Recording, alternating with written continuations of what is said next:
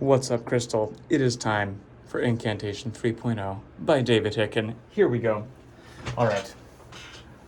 So I'm going to review some stuff real quick, and then we'll move on to the next part. Okay.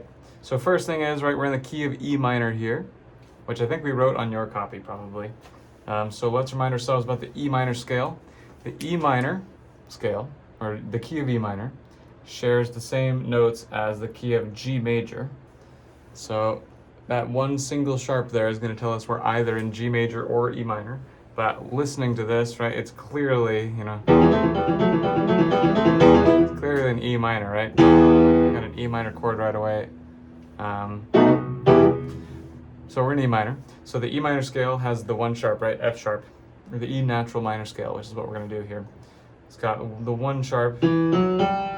Everything else is white notes, so it's just F sharp. So replace F with F sharp, and the rest is white notes, so it should look like this-ish.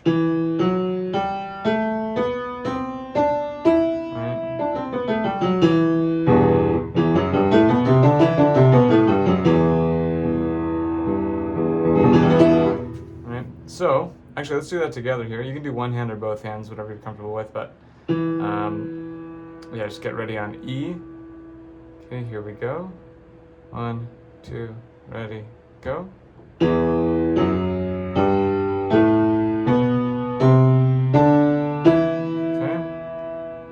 And then let's go down. Maybe we'll go a little slower, actually. There we go. 1, 2, ready, go.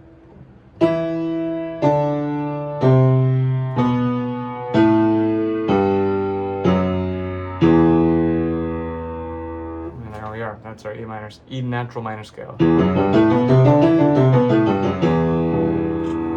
All right, cool. So always play that scale before you play this. I mean, unless you don't want to, but it's a good idea to do that. Just so you can get used to what notes we're likely to run into in this song.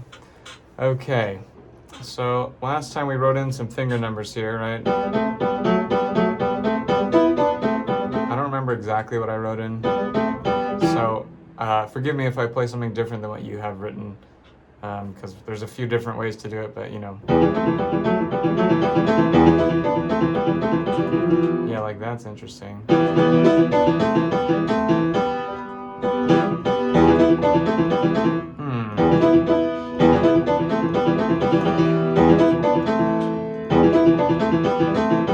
Oh, that should work. Okay, I don't know if I wrote this in or not. If I already wrote something in for this part, just ignore this, but I just realized there's probably a better way to do this than I was thinking originally. And I already forgot what it was. Ah, that's what it was. Okay. So that's to land here with 2 and 4. So I'll try to put that up to the camera here. So that was to land here with 2 and 4. There we go. And that would start with, this would be, oh my God, the pencil's hitting the tripod. This would be, 2 and 5. That was the weirdest 5 of all time. And then we got, this will be 1 and 2. But anyway, okay. Let's see. So.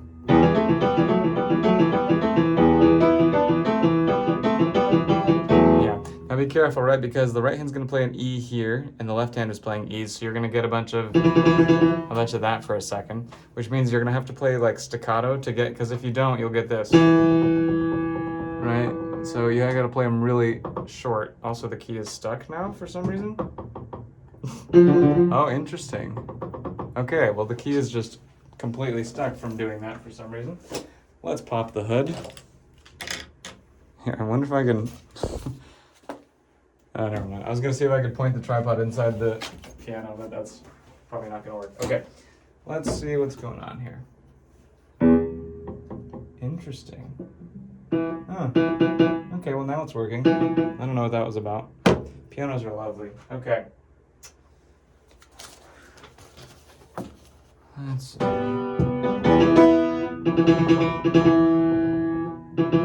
Anyway, you want to make those staccato-ish in this area of the score because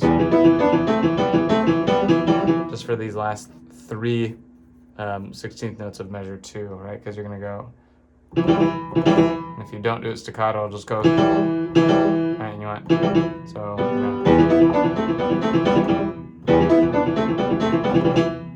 even the first time I messed up there. Yeah, something like that. Anyway. Same thing over here.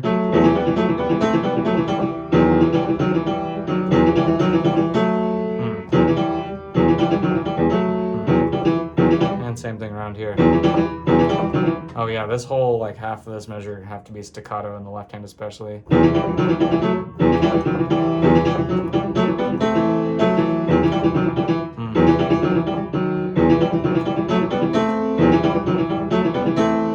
Again, I might have written in some finger numbers here already.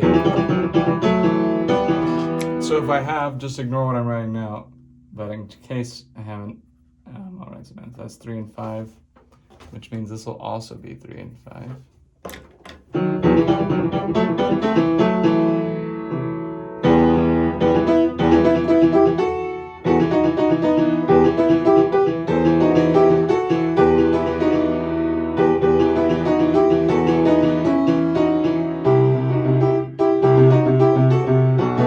I'm pretty sure I wrote finger numbers in for most of that, so I'm going to move on here.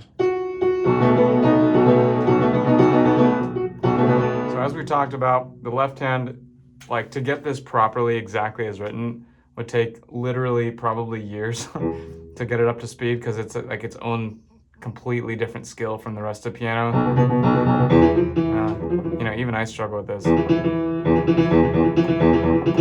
Okay, that was actually pretty good, but like, yeah. Yeah, it's just, it's rough. I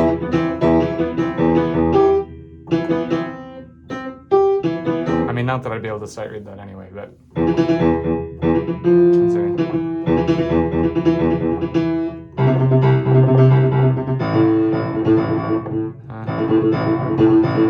Oh my gosh.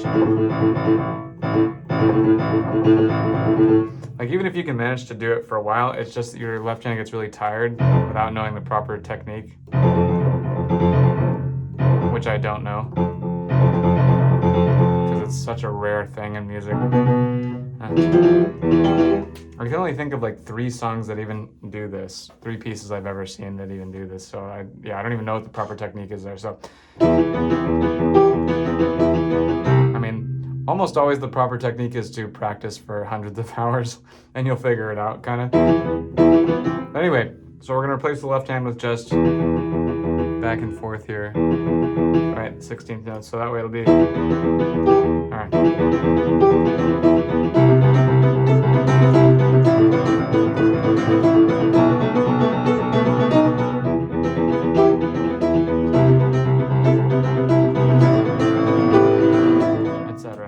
Okay, that's pretty fun though. All right, let's see here. Same thing here, measure 8 in the second half. Now let's look at that part real quick. So measure 8, second half. Right, left hand we know what that's doing, just pretty much. And then right hand has a B7 chord. So you want to kind of get used to this. It's a D sharp because of the D sharp over here. So we got F and then A. I'm going to just hold them down though. F sharp, I should say. F sharp, A, B, D sharp. Right? And that is an inversion of this chord. And this chord is B7, right? If I take away the A, it's just B. Right? Just like C, but starting on B. And then if we add A, that's our 7. And we invert that. Now, the fingers I'm using there are 5, 1, 2, 3. So you know what I'll do actually is I will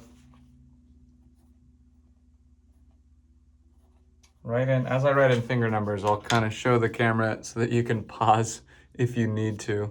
And I'll show it at the end as well so you can just see all all of the fingers I ended up writing in.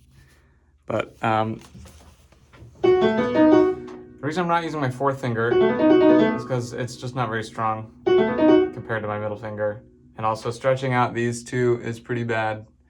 So it's better to stretch out, 2 and 3. Yeah, so it's just that.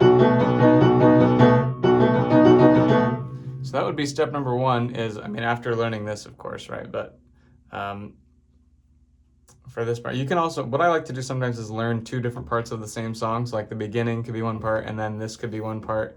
And I just learn them together. So I do a little bit of practice on this and then I jump ahead and do a little bit of practice on this. But whatever works for you, sometimes it's more fun to actually just go through and learn everything sequentially. But man, is this part fun. That's pretty dang fun. Okay, the tempo is 126, so that's like, okay, yeah, so about there.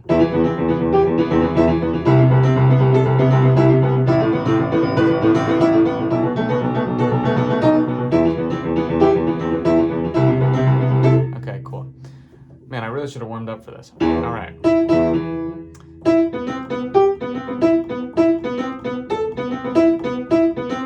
So, let's do this part really quick. So you want to get your left hand ready on the B octaves. And your right hand ready on this B7 chord. And 5, 1, 2, and 3.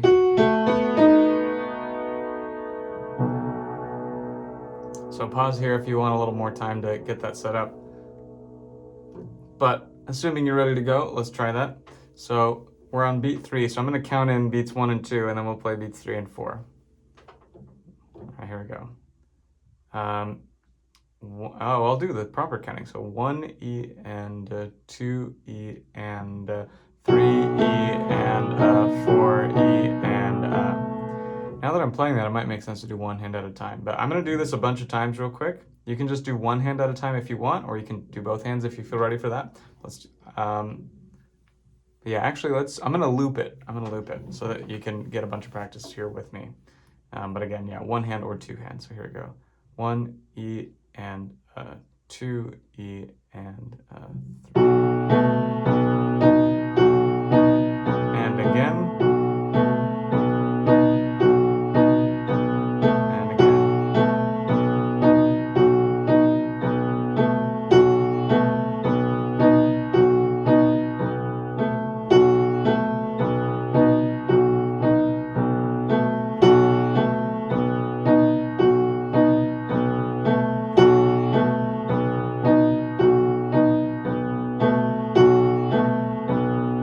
Couple more.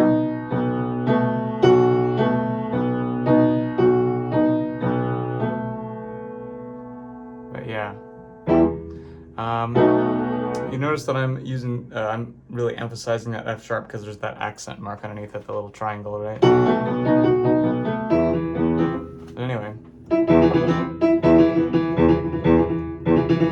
Yeah, I really, that is a kind of a fun part, but anyway. But yeah, so then full speed, right? That'd be like, but yeah, okay. Let's look at the next part here. There's a word here, Ligerio or Ligerio or some other pronunciation. I don't actually know what that means, so let's look it up. You always want to Google any unfamiliar terms because they will definitely improve the performance aspect of the piece. Ligerio, music, meaning. Oh, it means light. Interesting. Lightly. So an instruction used to guide performers to play with a light and nimble quality, evoking a sense of delicacy and elegance. Interesting. Okay, see, I would not have thought to do that there. I was actually playing it pretty heavy, right? But he wants it to be light, so, something like...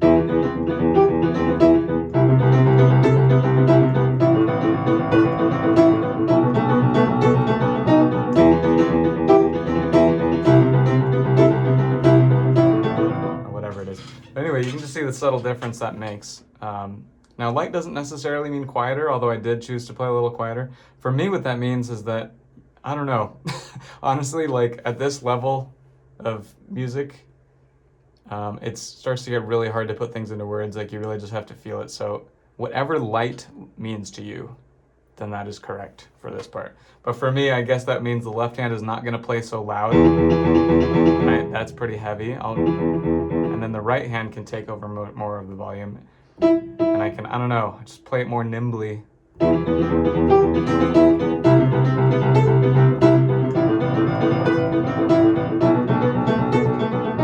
Right? Like that's a big difference compared to this. Or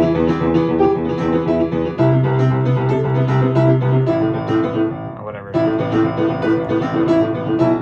Right, you can just hear, I can't really put it into words, but just play it lightly, I guess.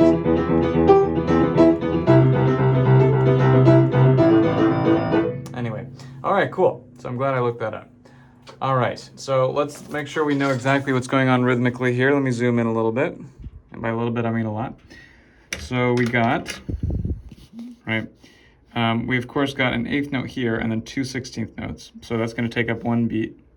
And then we got this bad boy here, right? We got a 16th rest, followed by an 8th note and a 16th note. So that's another beat there, right? We're trying to add up to 4 16th beats to get a full quarter beat, right? So we got 1, E, and, or sorry, it's beat 2. So 2, E, and right there. For the next beat, we got 3, E, and then last beat, we got 4, E, and right there. So I'm actually just gonna write out all of the counts for this really quick. 1 second. So I know you can't see what I'm writing, but I'll put it up in a second. So we got, oh, how am I going to distinguish this from finger numbers? Just know that this is not finger numbers. Okay, here we go. So maybe 1, E. For and, I'm just going to put a plus. And 2, E, and 3, E, and 4, E, and boy, does that look ugly. But if there's any confusion at all with which notes are on which beats, here's sort of your definitive guide here, so you can just double check. It looks like I wrote the word letta, and then 2 etta, and then 3 etta. But yeah, it's 1 E and a 2 E and a. So it's 1 E and a 2, what is this one? 2 E and a 3 E and a 4 E and right, that's how we count those 16th notes. Okay. So now I'll just play that slowly so you can see how that would line up with the left hand. All right, left hand is playing on every single 16th beat, right? 1 E and a 2 E and a 3 E and a 4 E. I would say if you're not sure about any of these rhythms, you can kind of fall back on just seeing what notes in the left hand they line up with, right? Like this one lines up with this one, and this rest lines up with this left hand note, because the left hand is playing on every single 16th beat. But so it should go.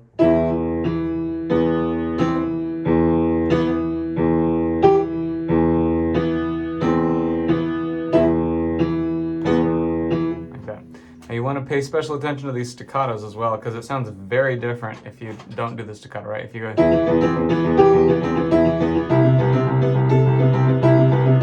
right, compared to,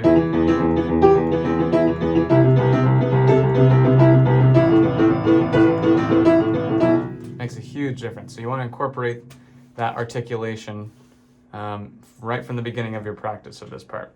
So don't put off, adding in the staccato, because it'll kind of come back to haunt you. It's hard to add that in later, but easy to add it in as you're learning it. So even as you play it slowly, just do a staccato on the ones that are staccato, right?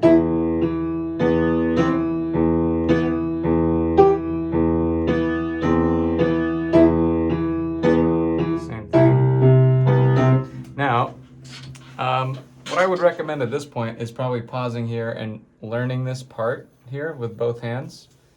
And then when you're ready-ish with that, hit play again. So moving on now to 10, you're in luck because the neurons that you just connected here are going to be applied immediately here, and also here, and also here. It's actually the same pattern. So left hand is going to be the same, right? The notes change, but the same rhythmic pattern, and even same sort of like up and down movement of the melody. So now we're going to move to the left hand doing C, right? In fact, why don't we just quickly learn the left hand? So we start with E, a measure of E, right? Then we move to C. Then move to A. Oh, you know what? I just realized that I was playing this one wrong. I wasn't even really reading it, reading the left hand. So that's actually F down there. That's interesting. And then it switches to B. Gotcha. Okay, so really it should be, you know, I'll start over here, I guess. Sorry. Oh, wait. Ah, there it is. Okay. Aha, okay. Oh, that sounds pretty cool.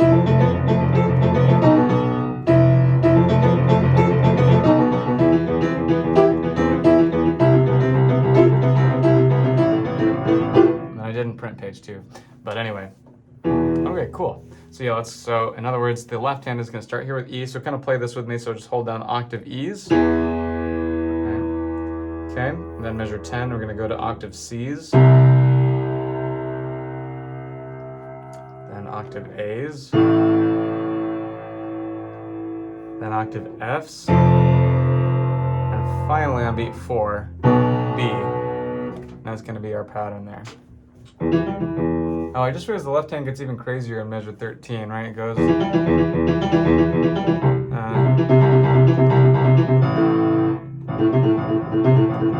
interesting. That's definitely more possible than this one, but it's not fun. I mean, it's kind of fun, but...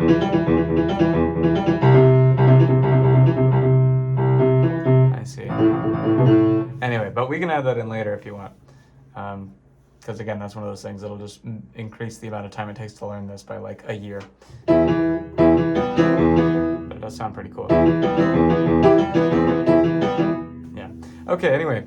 So let's do that left hand part again. We got octave E's. Play this with me here. We're just going to hold E's. 2, 3, 4. Now C. 2, 3, 4. A. F, 1, 2, 3, now B, and that's pretty much it, like that. Let's do that a couple more times. Here we go. 1, 2, ready, go. 2, 3, 4. 1, 2, 3, 4. 1, 2, 3, 4. 1, 2, 3, 4. And last time. I'll go a little slower just in case you want a slower one, but here we go. Ready, go. 1, 2, 3, 4. 1, 2, 3, 4. 1, 2, 3, 4.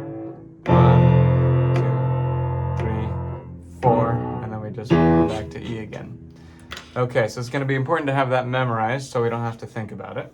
So if you want, you could do it maybe a couple more times, or if you think you've got it.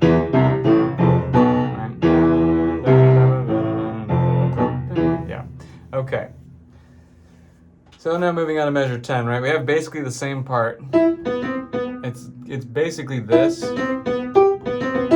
only difference is instead of G, it's A at the top. So you're just going to go a little higher. Right, that's all it is. So we started with G at the top. Then we go up to A. Then we go up to B. Like that. So let's try that together. Starting on measure 9. There we go. We'll go pretty slow. Okay. We'll do it a couple times. All right. 3 E and 4 E and 1.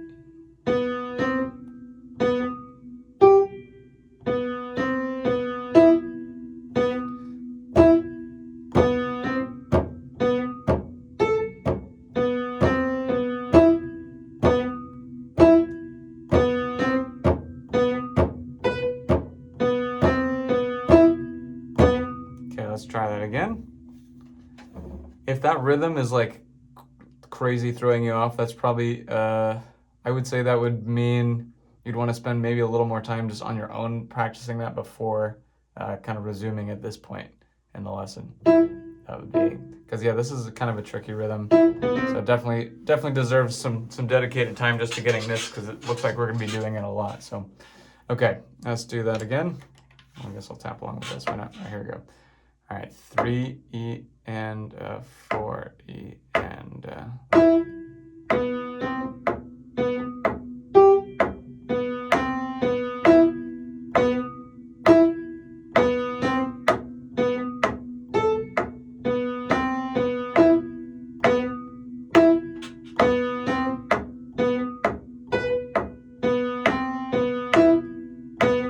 And that's going to be it. So if you were to put the hands together, right, it would look like this. I'll play it at that same speed. You can play along with one hand or both hands, whatever you're comfortable with. You can pick a hand, doesn't actually matter too much. But yeah, here we go. 3 E and 4 E and.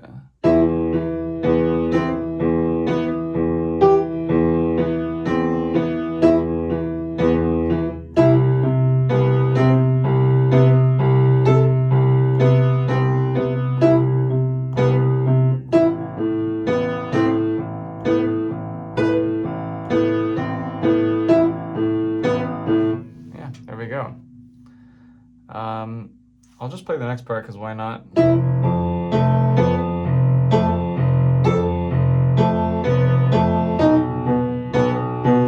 Just in case you wanted to double check that part. But yeah, all right.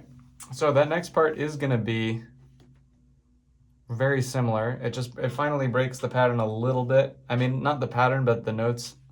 Right. So far we've been sticking with at least these. Right. And then the top note just moves up, right? But now we're gonna actually move to, so we still got E, but we're gonna go all the way down to A. Right? So we got E, A, B, and then A octaves. And then we got A, B, A, D sharp, B. So it should be.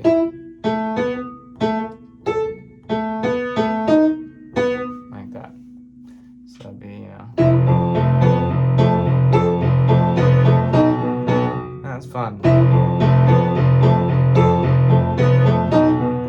Of course, getting that crescendo as well. I would say it's pretty important to try to get the articulation, meaning like staccato and accents and all that, and the dynamics as you're practicing or as you're learning the material. It makes it a lot more memorable.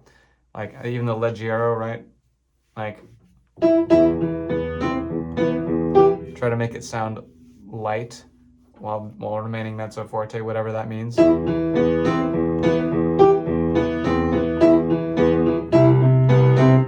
It's weird. It's like, music is totally, absolutely closer to speaking something than just about anything else, right? So it's kind of like trying to put into words how a great speaker is, persuasive, or even more than that, it's like trying to put into words what makes someone likable or something, or warm, right?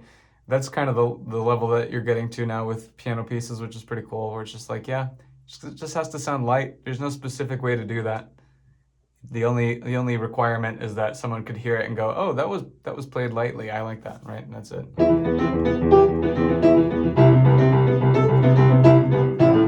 Whatever it is. Oh my gosh. Anyway, let me see how much time we have.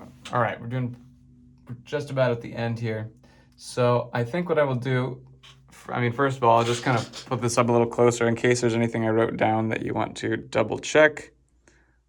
But anyway, I'm just going to now play through everything from the beginning up to this part over here slowly, just so that way if you do have any questions or concerns, you can double check with what I'm playing, or even use the slow down features of YouTube. So here we go.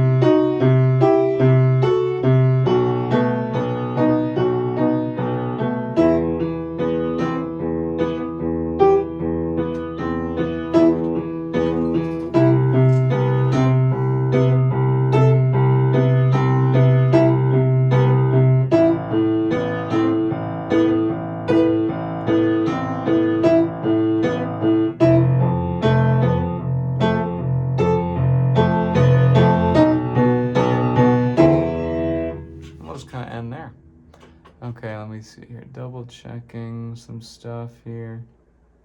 Yeah. All right. So that's a good start to this song right here. So I'll end it there, but hope you have a great week, and I'll see you next time.